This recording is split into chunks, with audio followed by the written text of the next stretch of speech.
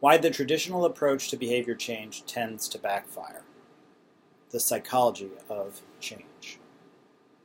So why doesn't it work to tell people who need to change a personal behavior to change their personal behavior?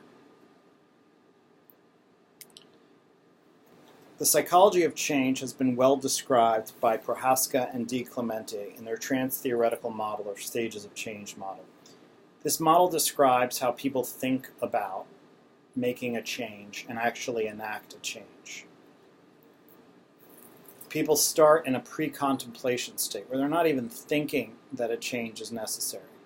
Then they might progress to a contemplation stage where they're starting to consider the change. Then they decide to make a change and they prepare. Then they actually take steps and they're in the action stage. They've changed.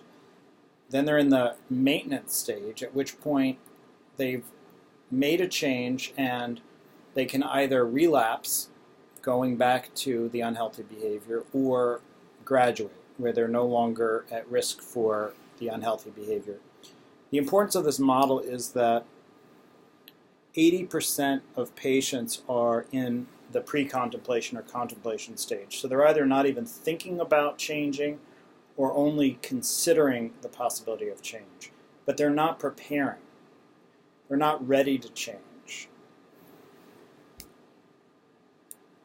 And this contemplation stage of change is called ambivalence. Miller and Rolnick, in their book on motivational interviewing, describe an internal committee for people who are ambivalent. They have committee members in their head that are arguing for change and committee members in their head that are arguing against change.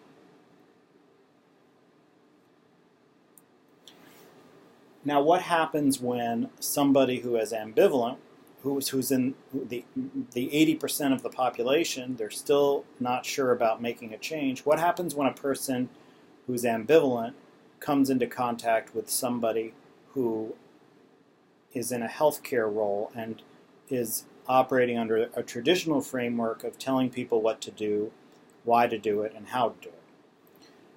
The typical reaction is psychological reactance, described by Bren, where a person being told what to do perceives a threat to their autonomy.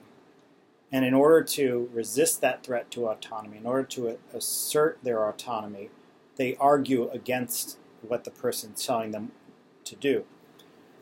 Not necessarily because they disagree with making the change, but because they want to not be told what to do. That's a threat to their independence.